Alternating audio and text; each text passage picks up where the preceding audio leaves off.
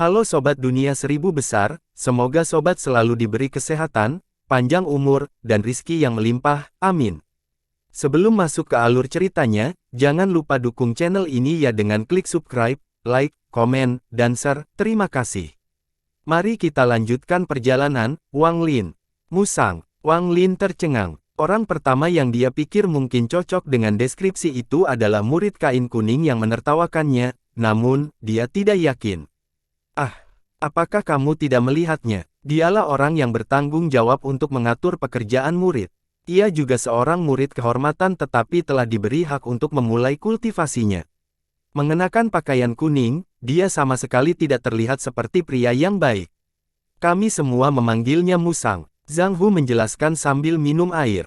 Wang Lin menggigit ubi, lalu berkata, saya tahu siapa itu, saya melihatnya hari ini. Dia mengatakan kepada saya untuk membawa kembali 10 tong air sehari mulai besok atau saya tidak akan mendapatkan makanan. Zhang Hu tertegun. Setelah menatap Wang Lin sebentar, dia bertanya, saudaraku, apakah kamu pernah menyinggung perasaannya sebelumnya? Wang Lin menggelengkan kepalanya dan bertanya, mengapa? Zhang Hu menunjukkan ekspresi menyedihkan pada Wang Lin. Wang Lin, apakah kamu berpikir bahwa tong itu seperti yang kamu gunakan di rumah? Seperti ini, dia memberi isyarat dengan tangannya. Wang Lin memiliki firasat buruk dan mengangguk. Zhang Hu tersenyum pahit. Dia berkata, kamu pasti telah menyinggung musang kuning itu. Tong yang dia bicarakan adalah ukuran ruangan ini, mengisi 10 tong. Wang Lin, aku tidak akan makan ubi jalar ini, kamu menyimpannya. Anda akan beruntung mendapatkan makanan setiap 4 hingga 5 hari. Anda baru di sini, dan semua tempat mencari makan di gunung sudah terisi. Hanya murid yang lebih tua yang bisa memilih mereka. Besok, saya akan makan buah-buahan liar saya. Dia meletakkan ubi jalar yang tersisa di atas meja, menghela nafas, berbaring di tempat tidurnya, dan tertidur. Wang Lin merasakan amarah melonjak melalui dirinya, tetapi kemudian dia memikirkan mata orang tuanya yang dipenuhi dengan harapan dan memaksakan amarahnya. Dia berbaring di tempat tidur dengan penuh amarah. Hari masih gelap pada hari kedua ketika Wang Lin turun dari tempat tidur. Zhang Hu masih mendengkur. Wang Lin mengenakan pakaian abu-abunya dan dengan cepat pergi ke tempat dia bertemu Musang. Segera setelah dia tiba, matahari muncul dari timur. Pemuda berpakaian kuning membuka pintu dan menatap Wang Lin dengan tatapan aneh. Setidaknya Anda tepat waktu. Ambil ember dan pergi ke timur. Ada mata air di gunung, membawa air dari sana. Dia tidak lagi memperhatikan Wang Lin. Ia duduk bersila di tanah dan bernapas perlahan sambil menghadap matahari terbit. Kabut putih yang nyaris tak terlihat keluar dari hidungnya, berguling-guling seperti dua naga. Wang Lin menatapnya dengan iri. Dia kemudian masuk ke kamar dan melihat sekeliling. Akhirnya, di balik pintu dia melihat 10 tong dan tersenyum pahit saat dia berjalan menuju gerbang timur. Wang Lin tiba di lokasi setelah berjalan jauh. Pemandangannya cukup indah dan suara air mengalir yang menenangkan. Itu adalah tempat yang bisa menenangkan hati. Dia tidak punya waktu untuk menghargai keindahannya. Ketika ember sudah penuh, dia mengambilnya dan segera naik kembali ke gunung. Wang Lin terus melakukan ini hingga senja. Dia bahkan belum mengisi 1 tong pun. Jika bukan karena ubi jalar mengisi perutnya, dia tidak akan memiliki kekuatan untuk melanjutkan. Lengan dan kakinya sakit dan mati rasa. Mereka sakit setiap kali dia pindah. Wang Lin merenung sebentar, lalu membawa setengah ember air ke daerah terpencil. Dia melihat sekeliling untuk memastikan tidak ada orang di sekitarnya. Dia menjatuhkan manik batu ke dalam ember dan mengaduknya sedikit. Kemudian dia mengeluarkan manik-manik itu dan meminum airnya. Dia segera merasakan kehangatan di perutnya, dan nyeri otot hilang. Meskipun efeknya lebih rendah dari embun, Wang Lin tetap bersemangat.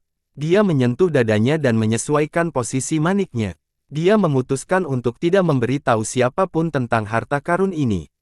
Setelah dia selesai minum setengah ember air, otot-ototnya tidak lagi sakit dan dia merasa penuh energi.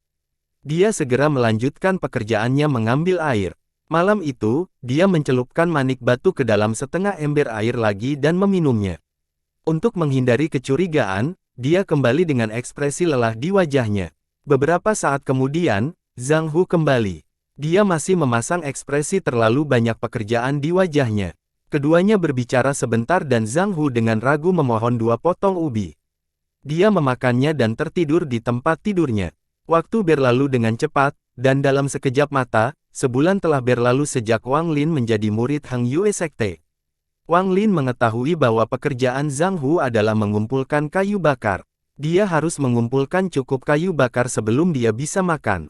Dia telah mengumpulkan kayu bakar selama 3 tahun sejak dia menjadi murid kehormatan dari Sekte Hang Yue. 3 tahun lalu, dia hanya makan sekali setiap 3 atau 4 hari, tapi sekarang dia telah mempersingkatnya menjadi tempat dia bisa makan setiap 2 hari sekali. Menurutnya, murid kehormatan harus melakukan pekerjaan rumah selama 10 tahun dan dapat makan 3 kali sehari sebelum mereka dapat mempelajari kultivasi yang paling dasar. Murid batin tidak seperti mereka. Mereka memiliki majikan sendiri, tidak melakukan tugas apapun, dan memiliki kamar sendiri. Satu-satunya pekerjaan mereka adalah mengolah. Selain itu, ada orang di antara murid batin dan murid kehormatan, seperti Wang Hao yang menjadi bantuan, tapi pada dasarnya dia adalah seorang pelayan. Orang-orang ini tidak perlu melakukan pekerjaan rumah, dan juga mempraktikkan beberapa teknik tingkat rendah. Mereka hanya perlu menyelesaikan pekerjaan yang diberikan oleh tuannya. Namun, orang-orang ini hanya memiliki sedikit bakat dan mereka hanya akan menghabiskan seluruh hidup mereka sebagai pembantu. Adapun yang disebut bakat, Wang Lin belajar dari Zhang Hu bahwa itu hanyalah energi spiritual. Setiap orang memilikinya, tetapi dalam jumlah yang berbeda-beda. Jika seseorang memiliki cukup energi spiritual, mereka dapat mempelajari teknik abadi dalam setahun, tetapi jika kurang, akan memakan waktu puluhan atau bahkan ratusan tahun. Kehidupan seorang pria terbatas. Seseorang dengan bakat biasa-biasa saja tidak akan pernah bisa kemana-mana dalam hidupnya. Itulah mengapa sekte ini sangat mementingkan energi spiritual. Bulan ini, ketika Wang Lin sedang mengambil air, dia meminum banyak air yang telah direndam oleh manik batu, menyebabkan tubuhnya menjadi lebih kuat. Sebelumnya, dia butuh waktu 6 hari untuk mengisi 10 tong, sekarang tinggal 3 hari. Namun, agar orang lain tidak curiga, Wang Lin selalu bangun sebelum matahari terbit dan berjalan santai menuju gunung dengan ember. Sementara yang lain terkejut dia bisa menyelesaikannya dalam 3 hari, mereka mengira itu karena dia bangun lebih awal dan tidur larut malam. Bulan ini, hampir semua murid kehormatan mengenal Wang Lin. Mereka semua membawa ekspresi arogan di wajah mereka dan berbicara dengan kejam padanya. Wang Lin mengabaikan mereka. Dia tahu bahwa pikiran semua murid kehormatan ini terpelintir. Sebelum dia datang, semua murid kehormatan ada di bawah. Mereka tidak punya tempat untuk melampiaskan amarah dan frustrasinya. Namun, sekarang dia, yang memasuki sekte dengan mencoba bunuh diri ada di sini, mereka melihatnya sebagai seseorang yang bahkan lebih rendah dari mereka dan melampiaskannya dengan menggertaknya. Dia tertawa dingin pada dirinya sendiri. Dia tahu bahwa ini bukanlah sesuatu yang dapat dia lakukan. Di sekte, yang kuat selalu benar. Beberapa murid kehormatan telah lama berada di sini, dan tubuh mereka semua sangat kuat. Beberapa bahkan telah mempelajari beberapa teknik abadi. Jika dia melawan, dia pasti kalah. Namun, Wang Lin tidak sepenuhnya penurut. Dia ingat wajah semua murid yang memandang rendah dia dan berencana untuk membalas dendam ketika dia menjat pola pikir ini. Dia bertingkah seperti dia buta dan tuli, dan terus mengambil air setiap hari, sambil diam-diam mempelajari manik batu. Ia bereksperimen dengan merendam manik-manik dalam berbagai cairan. Dia mencoba mencampur embun dan mencelupkan manik-manik itu ke dalam mata air, keringat, dan bahkan darah. Pada akhirnya, dia menemukan bahwa sejauh ini embun adalah yang terbaik. Tetapi ada berbagai jenis embun. Embun yang muncul pada manik di pagi hari adalah yang terbaik, diikuti embun yang muncul di manik pada malam hari. Jika embun dikumpulkan di tempat lain, itu tidak efektif. Terbaik berikutnya adalah ketika dicampur dengan mata air. Darah dan keringat adalah yang terburuk, hampir tidak berpengaruh sama sekali. Agar tidak menarik perhatian, dia menemukan beberapa labu kecil di alam liar dan melubangi mereka untuk menahan sebagian embun. Dia tidak membawa labu ini bersamanya. Sebaliknya, dia akan menyembunyikannya secara terpisah di lokasi terpencil. Dia hanya akan mengeluarkannya ketika dia mengambil air dan tidak pernah membawanya kembali ke sekte. Dia membawa labu bersamanya saat dia bekerja. Setiap kali dia lelah, dia akan minum dan langsung merasa segar. Selain itu, Wang Lin mengetahui tentang fenomena aneh. Kapanpun embun malam atau dini hari muncul pada manik batu, akan terlihat seperti ada banyak tetes embun pada manik, tapi saat mengumpulkannya, dia hanya bisa mendapatkan 1/10 dari jumlah itu. Sisanya menghilang. Adapun fenomena aneh ini, Wang Lin hanya bisa mengatakan bahwa embun diserap oleh manik-manik itu. Meskipun penjelasannya agak tidak masuk akal, dia benar-benar tidak bisa memikirkan hal lain. Hari ini saat senja, Wang Lin mengisi 3 tong yang tersisa dan berkata kepada murid berpakaian kuning itu saat dia sedang bermeditasi, "Saudara Liu, saya akan melakukan perjalanan pulang jadi saya tidak akan datang besok."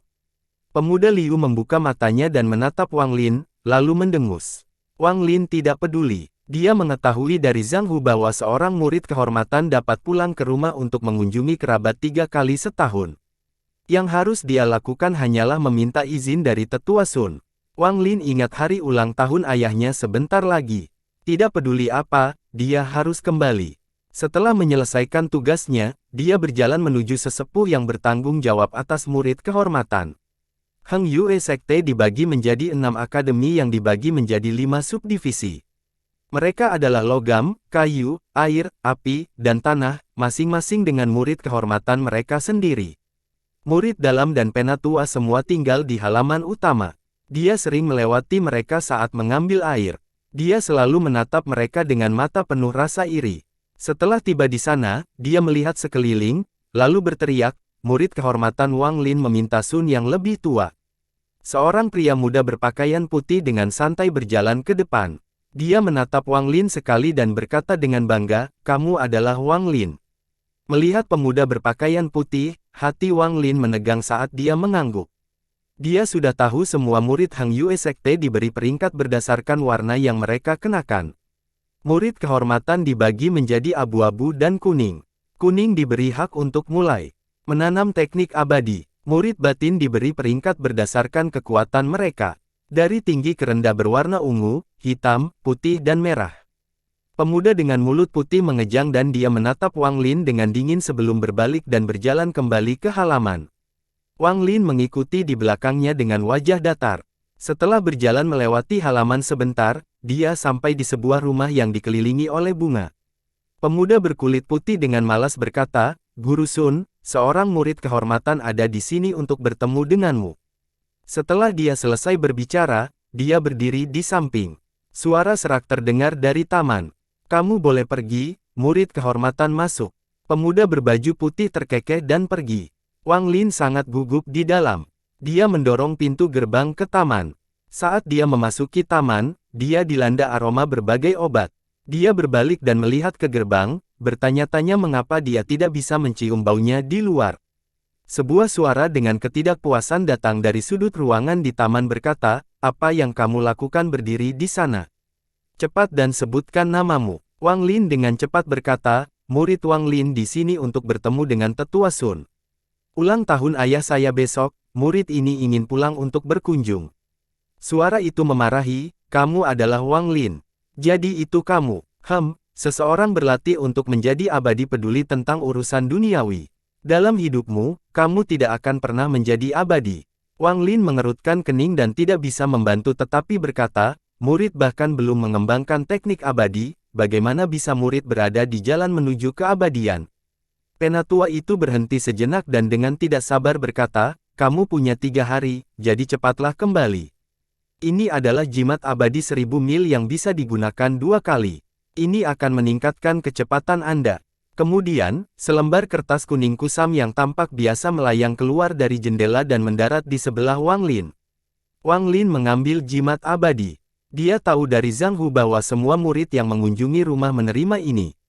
Tujuan sekte itu sangat sederhana, memamerkan teknik dan harta abadi sekte untuk menarik lebih banyak pemuda untuk melamar. Jimat abadi ini sebenarnya memiliki kualitas yang sangat buruk, namun, keuntungannya adalah sangat mudah digunakan. Yang harus Anda lakukan hanyalah menempelkannya di kaki Anda. Untuk orang normal, ini meningkatkan kecepatan mereka. Namun, ada banyak murid kehormatan yang mengumpulkan mereka karena mereka dengar mereka bisa diperdagangkan untuk hal lain di dunia luar. Banyak murid menggunakan alasan pulang ke rumah hanya untuk mengumpulkan jimat. Setelah berjalan keluar dari halaman, Wang Lin kembali ke kamarnya. Setelah mengucapkan selamat tinggal kepada Zhang Hu, dia mulai turun dari gunung. Saat ini, bintang-bintang sedang bersinar di langit. Wang Lin ingin pulang besok, tetapi dia tidak ingin menggunakan jimat itu dan takut dia akan melewatkan ulang tahun ayahnya, jadi dia pergi keluar pada malam hari. Tak lama setelah Wang Lin pergi, Tetua Sun keluar dari kamarnya untuk mengumpulkan beberapa tanaman obat, tetapi tiba-tiba tertegun. Dia menatap pintu gerbang. Semua rumput biru yang tumbuh di sana telah layu. Dia berjalan mendekat. Di bawah pemeriksaan yang cermat, dia menyadari bahwa bahkan bunga ungu di seberang rumput biru telah layu, tapi tidak seburuk rumput biru. Dia ingat dengan jelas bahwa tanaman obat masih sehat dan kuat di siang hari. Bagaimana mereka bisa menjadi seperti ini hanya dalam satu sore? Dia mengambil rumput biru dan memeriksanya. Dari tampilan rumput biru, sepertinya telah kehilangan semua kelembapannya, menyebabkannya layu. Dia menyentuh tanah, tetapi tanah tersebut memiliki kelembapan yang tepat untuk menanam tumbuhan.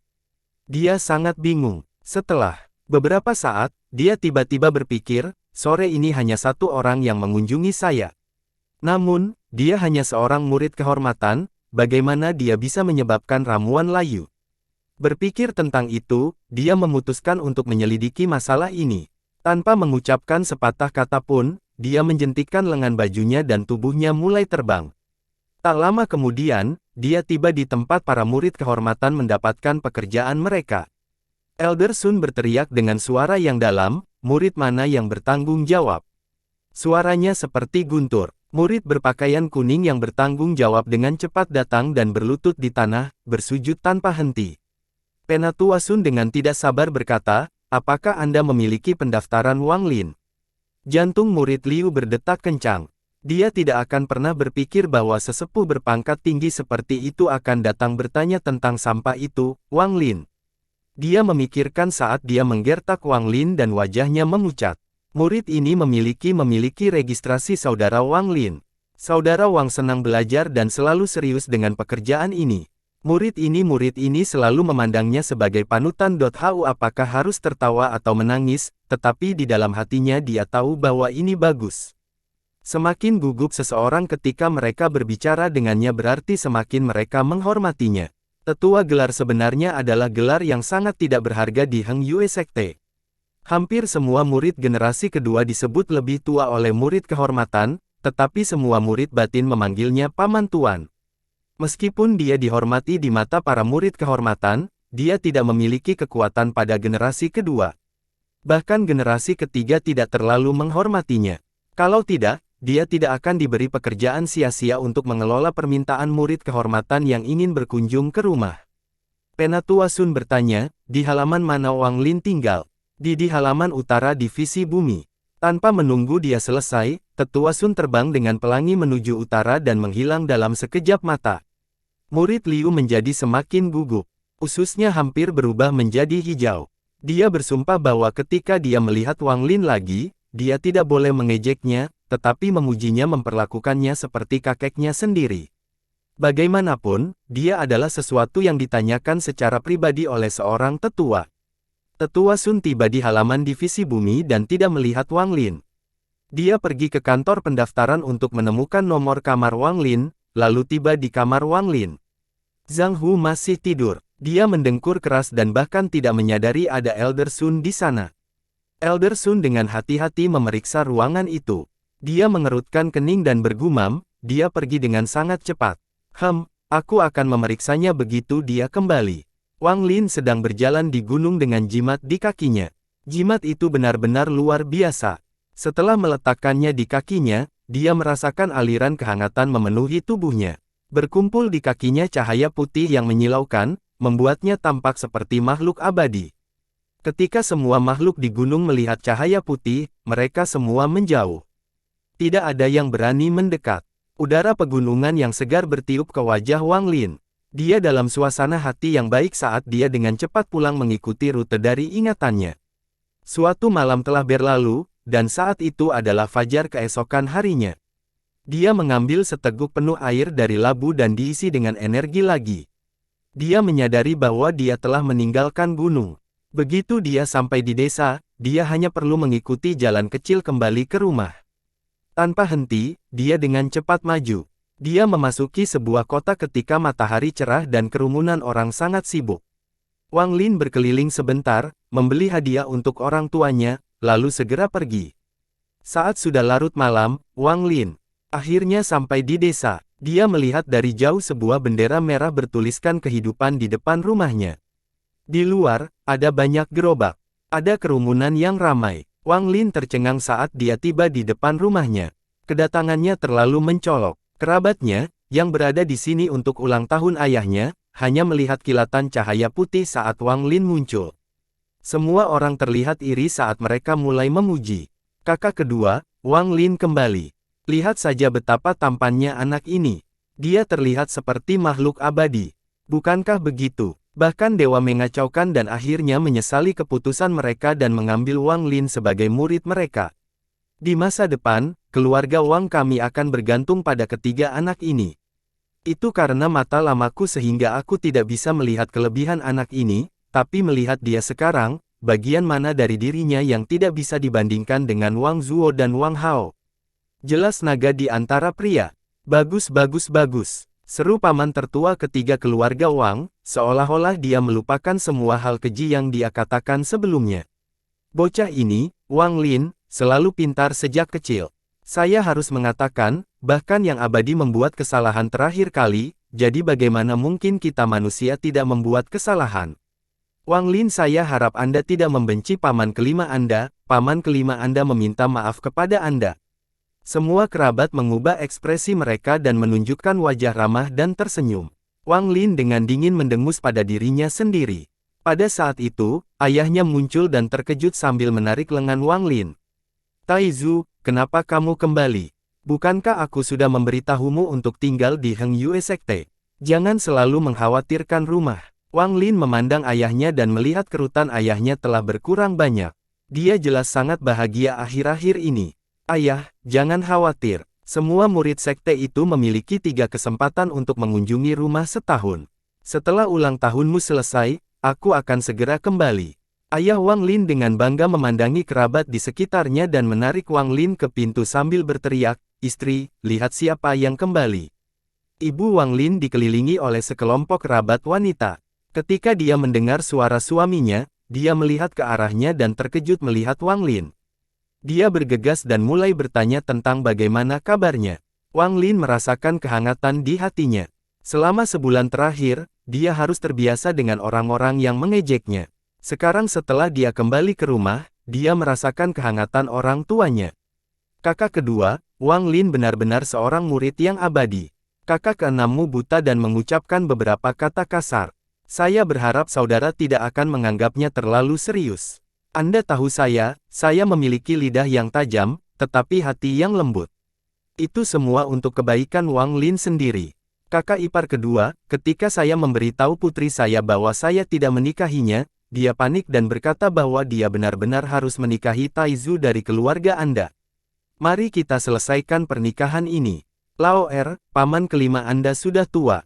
Di masa depan, keluarga Wang akan bergantung pada kalian. Paman kelima Anda selalu memperhatikan putra Anda. Di mataku, dia bahkan lebih menjanjikan daripada putra kakak laki-lakimu. Wajah orang tua Wang Lin bersinar. Setelah pesta ulang tahun dimulai, semua kerabat memuji Wang Lin tanpa henti. Bahkan beberapa orang yang minum terlalu banyak mulai membuat keributan tentang bersatu kembali untuk mendapatkan kembali warisan yang pantas didapatkan ayah Wang Lin. Ayah Wang Lin hanya tersenyum, tidak menganggapnya serius. Dia tahu betul bagaimana kerabat ini. Ayah Wang Lin tidak lagi memedulikan hal-hal di masa lalu. Dia hanya ingin Wang Lin menjadi lebih baik dan lebih baik, tidak ada yang lain. Setelah hari yang meriah, saat menjelang senja, semua kerabat pergi. Wang Lin sedang melihat hadiah di halaman. Hatinya dipenuhi dengan emosi. Dia ingat membaca dari sebuah buku yang mengatakan ketika seseorang mencapai kesuksesan, orang-orang di sekitarnya juga mendapat manfaat. Dia akhirnya mengerti kata-kata itu. Malam itu, orang tua Wang Lin bertanya bagaimana kehidupannya di sekte itu. Melihat antisipasi di mata orang tuanya, dia berbohong kepada mereka untuk pertama kalinya. Dia menjelaskan kepada mereka betapa populernya dia, dan bagaimana dia mempraktikkan teknik abadi. Orang tuanya mendengarkan dengan kagum. Bagi orang tuanya, tidak peduli seberapa keras menjadi murid kehormatan, tidak peduli seberapa banyak orang mengejeknya, dia akan menanggungnya, karena sejak dia kecil, dia tidak pernah melihat mereka bahagia. Ini hanya 10 tahun, aku akan bertahan. Wang Lin diam-diam memutuskan di dalam hatinya. Wang Lin tinggal di rumah dan menghabiskan waktu bersama orang tuanya selama 2 hari. Pada hari ketiga, orang tuanya dan semua orang di desa mengusirnya. Dia meletakkan jimat abadi di kaki dan kirinya. Bahkan ketika dia jauh, dia bisa mendengar suara-suara penduduk desa. Hari sudah mulai gelap, langit dipenuhi awan gelap, ada guntur di langit, dan kelembapan yang tinggi menyebabkan kabut muncul. Wang Lin tidak bisa membantu tetapi mempercepat. Dia tiba di Heng Yue Sekte pada tengah malam, lalu pergi untuk berbaring di tempat tidurnya. Zhang Hu masih mendengkur. Wang Lin terlempar dan berbalik, tetapi tidak bisa tidur. Di tengah malam, guntur bergemuruh di luar dan kilatan petir menerangi ruangan. Wang Lin menyentuh manik di samping dadanya. Ketikinta ibunya membuat saku bagian dalam di bajunya. Wang Lin mengeluarkan manik-manik batu itu dan mempelajarinya dalam cahaya dari lampu minyak. Dia menggosok matanya saat dia melihat dari dekat pola awan pada manik-manik itu. Ini tidak benar. Saya ingat terakhir kali ada 5 awan, tapi sekarang ada 6. Wang Lin terkejut, dia duduk dan menghitung. Memang, ada 6 awan. Dia sangat terkejut dan tidak bisa memikirkan alasannya. Ini meningkatkan keingintahuannya terhadap manik batu. Dia memasukkannya kembali ke sakunya, mematikan lampu minyak, dan pergi tidur. Di luar angin menderu-deru, guntur menderu-deru, petir menyambar, dan hujan deras dari langit. Hujan menghantam jendela. Wang Lin tiba-tiba terbangun oleh semburan udara dingin. Dia membuka matanya dan tercengang. Petir yang terus-menerus menerangi ruangan. Ruangan itu penuh kabut tebal. Meja, tanah, dan bahkan tempat tidurnya basah. Namun, kecuali di tempat lembab tempat dia menyimpan manik-manik itu, Wang Lin benar-benar kering. Dia memandang Zhang Hu dan melihat bahwa tubuhnya dikelilingi oleh kabut putih. Pakaiannya basah, tubuhnya tertutup embun beku, dan giginya terkatup rapat. Zhang Hu, Zhang Hu. Wang Lin terkejut dan dengan cepat bangkit dan mengguncang Zhang Hu. Namun, Zhang Hu tidak menunjukkan tanda-tanda akan bangun, dan napasnya lemah. Wang Lin sangat cemas. Dia akan pergi untuk mencari bantuan murid lain, ketika dia tiba-tiba berhenti dan menyentuh pakaiannya. Keraguan muncul di benaknya. Mengapa meskipun kita berada di ruangan yang sama, dan kedua tempat tidur basah kuyup, setiap bagian tubuhku, kecuali bagian yang lembab ini, kering. Wang Lin merenung, lalu tiba-tiba mengeluarkan manik-manik batu dari saku dadanya. Pada saat itu, semua tetesan air bergetar dan perlahan mulai mengapung. Bahkan kabut putih di Zhang Hu mulai membentuk tetesan air. Petir menyala lagi dan Wang Lin memperhatikan bahwa semua tetesan air tampak seperti kristal dan mengarah ke manik-manik batu di tangannya. Wang Lin dengan cepat melempar manik batu dan jatuh ke lantai untuk menghindari tetesan air. Manik misterius itu jatuh membentuk busur dan berguling ke sudut setelah menyentuh tanah. Semua tetesan air dengan cepat melesat ke arah manik dan menghilang ke dalamnya. Sesaat kemudian, semua air di ruangan itu menghilang. Bahkan tempat tidurnya sekarang sudah kering. Napas Zhang Hu kembali normal. Setelah sekian lama, badai masih berkecamuk di luar, tetapi langit tidak lagi gelap gulita, dan sinar bulan menerobos. Wang Lin berdiri dan dengan ragu-ragu mengambil manik batu itu. Setelah diperiksa lebih dekat, dia menyadari bahwa itu telah berubah. Jumlah awan di atasnya meningkat menjadi 7. Adegan sebelumnya telah menyebabkan rasa ingin tahunya pada manik-manik itu meningkat, tetapi juga menanamkan sedikit rasa takut padanya. Jika dia tidak bangun tepat waktu, Zhang Hu akan mati beku. Mengenai mengapa dia sendiri tidak terpengaruh, Wang Lin hanya bisa menebak bahwa itu karena dia minum banyak air yang memiliki campuran embun dari manik-manik. Namun, Wang Lin sangat ingin tahu tentang apa yang dilakukan awan di manik batu itu. Tapi dia menghilangkan gagasan untuk pergi keluar dan membiarkan manik-manik menyerap lebih banyak air. Dia takut pemandangan itu akan membuat semua orang memperhatikan. Setelah ragu-ragu beberapa saat, dia dengan hati-hati memasukkan kembali manik itu ke sakunya. Tidak lama kemudian, fajar tiba dan saat Wang Lin hendak pergi untuk melakukan tugasnya saat Zhang Hu melompat dari tempat tidur sambil berteriak, "Air! Air! Rasa haus membunuhku." Zhang Hu berlari ke meja dengan bingung. Dia mencoba menuangkan secangkir air dari wadah untuk waktu yang lama, tetapi tidak ada setetes pun yang keluar. Dia mengusap matanya dan melihat tempat tidurnya sudah kusut menjadi bola, lalu dia menatap Wang Lin dan berkata, "Wang Lin, kapan kamu kembali? Ini apakah hantu melakukan ini?" Wang Lin tersenyum, lalu dia membuka pintu dan berkata, "Saya tidak tahu. Ketika saya kembali, sudah seperti ini. Mengapa Anda tidak mencoba bertanya kepada murid lainnya? Namun, jika ini sampai ke para tetua, Anda harus melalui kesulitan menjelaskan ini dan mungkin diinterogasi oleh mereka." Zhang Hu menggelengkan kepalanya, dan berkata, "Lupakan, saya tidak akan bertanya. Jika saya diinterogasi oleh para tetua, akan sulit untuk menghindari hukuman." Wang Lin tidak mempermasalahkannya dan berjalan keluar pintu. Di luar masih hujan, jadi dia mempercepat langkahnya, takut manik-manik itu akan mengganggu saat hujan. Dia mengambil jalan sepi ke gerbang timur. Semua air yang jatuh padanya diserap oleh manik-manik, dan dia takut seseorang akan menyadarinya. Awalnya dia ingin menyembunyikannya di kamarnya, tapi kemudian memutuskan lebih aman menyembunyikannya di luar. Wang Lin pergi ke salah satu tempat yang sebelumnya dia sembunyikan dari labu yang mengandung embun. Saat itu masih sangat pagi dan belum banyak orang yang bangun. Dia memastikan tidak ada yang mengikutinya sebelum mengubur manik batu di sana. Setelah itu, dia menghela nafas. Dia berniat menunggu hujan reda, lalu kembali untuk mengambil kembali hartanya. Wang Lin pergi dengan sangat hati-hati, memastikan tidak ada orang lain di sekitar, dan berjalan ke rumah tugas. Sesampainya di sana, dia baru saja akan mengambil ember ketika murid berpakaian kuning bermuka musang itu keluar.